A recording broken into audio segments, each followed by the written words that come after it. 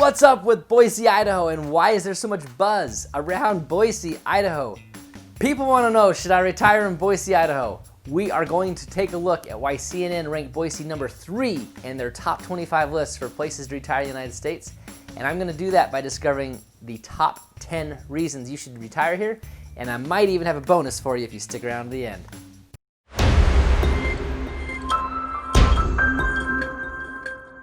One of the first things people want to know about their finances when moving to Boise, Idaho, or should I say retiring to Boise, Idaho, is taxes.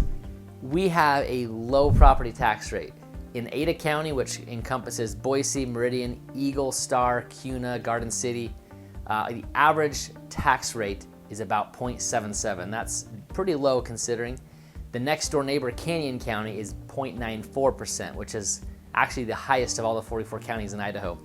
Add on top of that all the other fees that go into the taxes, and you're right around that 1% mark, which is considerably lower than probably where you're coming from. Another thing to consider about Boise is that we don't get taxed, we as if I've retired, we don't get taxed on our Social Security. So that's a bonus. You can take that whole check home with you, whether you were expecting to or not. You don't get taxed on that here in Idaho. Another very important factor about Idaho's tax rate is that no matter where you are in Idaho, you don't get taxed on the first $100,000 of your property value if it's your primary residence. So if you have a $500,000 home, you only get taxed that rough 1% for that property tax on the $400,000, not the $500,000. So there's some extra savings for you there. Let's talk about your cost of living here in Boise, Idaho. One of the first things that makes a person's jaw drop when they're in my car discovering Boise for the first time or thinking about moving here or retiring here is the cost of living. Now, imagine this. My water, sewer, gas, electricity, all those utilities, trash, everything, $250 a month consistently. Now, some winters, the gas prices will go up, and then in the summer, the electricity will go up. But all in all, I have those on a steady pay, so I'm pretty close to the same number every month, and I'm about $253 a month for my utilities. A month. Not for one of those things, not for electricity, not for water. That includes everything. Take example, fuel prices. Today I checked on fuel prices I just chose a random city, Ontario, California, because that's where we fly into when we go to California ourselves. Today, the prices in Boise are 20% less for fuel in Boise as they are in California, and we don't fluctuate, my opinion, as much as California, because I know just recently California was spiking with some crazy absurd gas levels. Let's look at another random example for cost of living, and that's DMV fees.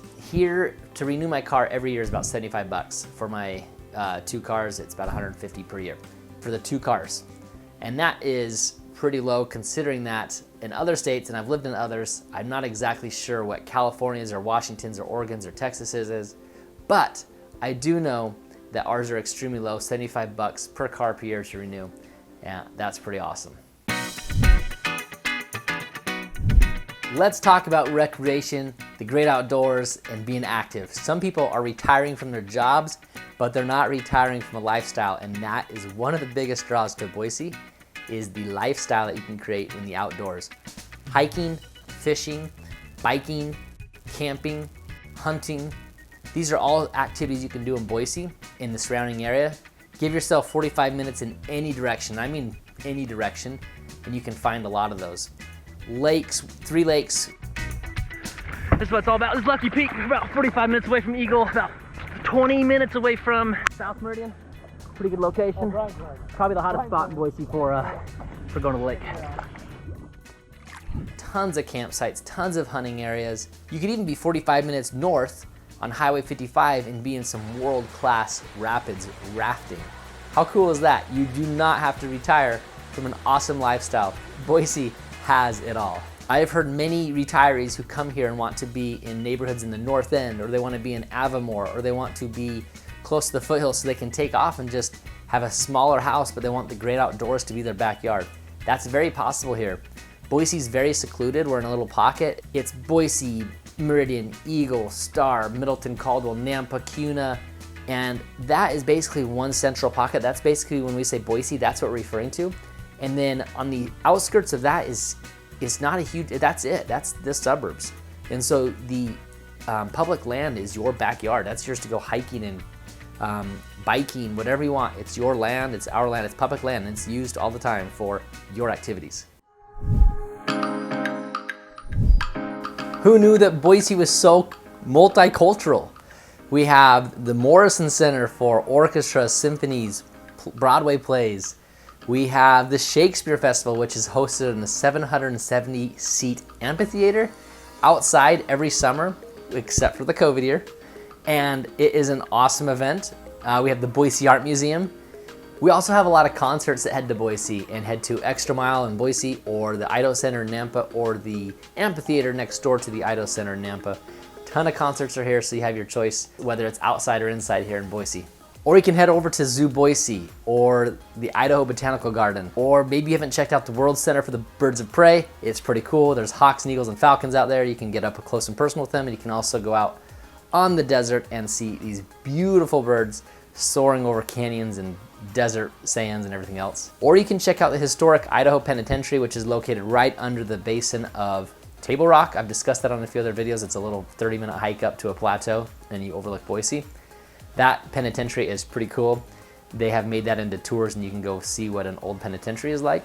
Or maybe you have grandkids and you want to make sure they can have fun. There's the Boise Aquarium, there's Roaring Springs, there's Wahoos, ton of entertainment, there's jump centers, there's indoor trampoline. There's a ton of stuff across the valley that would make for a fun-filled family reunion weekend if that was your thing here in Boise with your grandkids. And lest we forget, there's also the Spirit of Balloon Classic, which is a lighting of many hot air balloons at night and in the morning, where dozens and dozens of hot air balloons light up the night sky, light up the morning sky, and it's just a fun family event. There are a ton of parks in the Boise Valley, and when I was making this list, I wrote off a few off the top of my head, and here is literally just a few.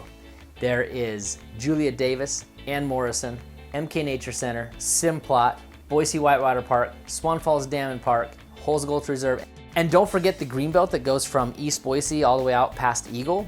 That is about 25 miles of river with about 30 miles of walking trails that go in and out and through the Boise River. One question I get repeatedly from the retirees is, how close are you to shopping? A lot of people, not all, a lot of people want to know how close Costco is, and we have 3 of them here in the valley, or if you have Targets, or do you have Trader Joe's? That was a big one just with the last couple tours. We have restaurants such as Cheesecake Factory or Crab Shack, or we have some local nice restaurants that are, Bardenay or Barbacoa. We have so many things that all the other cities have. One of the only things you'll lack in a city size of Boise is probably those pro sports teams. But you know what? Having your own finger foods and tailgate party in your own kitchen, living room has its benefits. We also have our college sports, which can take care of the game day atmosphere for you if that's your fix. The Boise Valley consists primarily of 2 major hospitals, St. Luke's and St. Al's. We'll start with St. Al's. St. Al's has a cancer center, cardiovascular center, emergency and trauma, urgent care, neuroscience, orthopedics. They have surgery, obviously, many women's services, primary care, and many specialists. The next hospital is St. Luke's, which has the children's NICU, has heart and vascular care as well, many women's services, has the Mountain States Tumor Institute, has a partnership with internal medicine provider, internal medicine at St. Luke's as well, pediatrics, orthopedics, neurology. Also, there's the VA hospital downtown. That hospital takes care of our veterans, and we thank them for their service. And that hospital is near and dear to my heart. If I was going to pick up and retire today and move to another city, one of the biggest things on my mind would be safety and crime. You should know that violent crimes are less than 50% of the national average. I've been born and raised in Boise, Idaho, and I'm 35, and I have not seen or witnessed a violent crime. Every once in a while something major hits the news, but it's not like every day where it's deaths and homicides and all that type of stuff on the news. It's a pretty safe place, and it's a pretty nice place to raise a family. It's a nice place to retire to.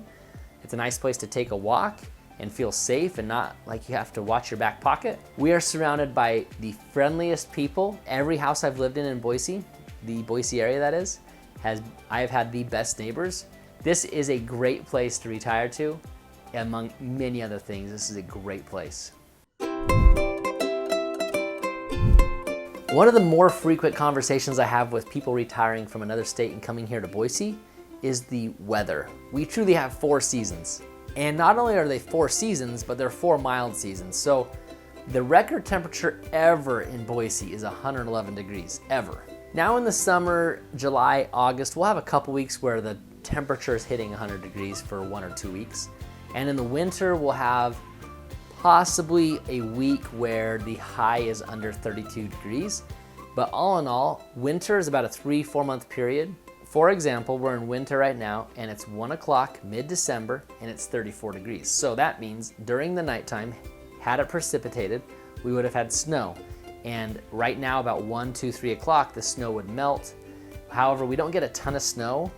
People think sometimes that Idaho's is as a whole, just gets a ton of snow, not Boise. I can travel to the mountains 45 minutes away and get my car stuck in snow, but Boise itself, rarely do we have repeated days of snow where it's like this, 5-foot embankments of snow and you're just trying to make ends meet, trying to get to the grocery store and hunker down for the winter. That's not how it is here. Now in the springtime, the average temperature for the high is like 45, 55, 60 in March, somewhere in there.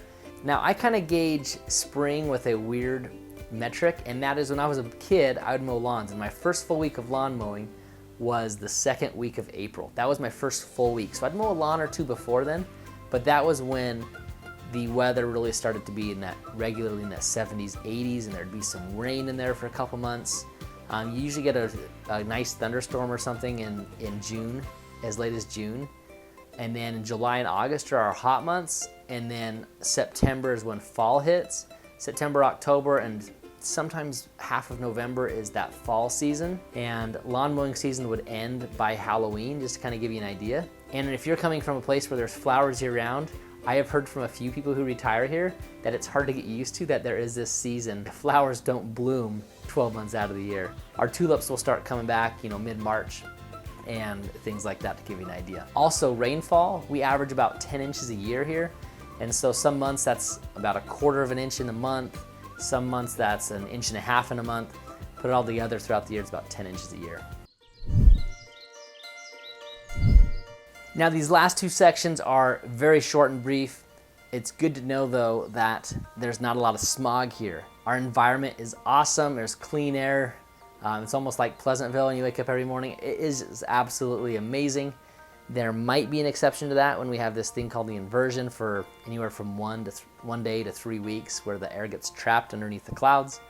But other than that, it is pretty much blissful here in Boise, Idaho. One of the biggest draws to Idaho for retirees, for people alike, is that this is conservative USA. Someone put it best when they said if Thomas Jefferson were to retire, he would be retiring here to Boise, Idaho. And I like to believe that. This is a very conservative place. The closer you get to downtown Boise, that does change a little bit. But for the most part, Boise as a whole, super conservative. Overall, Boise is less institutional government and more self-government. And a bonus for you, HOAs. When you're looking to retire, you're trying to figure out all your costs. You want to know where you're going to be. I understand people have a grudge against HOAs, but you have to understand that an HOA for us is basically the neighborhood you reside in. And when you're driving around town and there's perfectly manicured lawns and bushes and trees and hedges and things like that, that is because of your HOA. Your HOA also includes your irrigation water to water your grass. And so everyone's grass is green all those warm months. And that's because you're getting your water, quote unquote, for free. That doesn't mean you need to water every day. In fact, that's bad for your lawn. That's another little bonus I'm giving you. But an expensive HOA is $500 per quarter.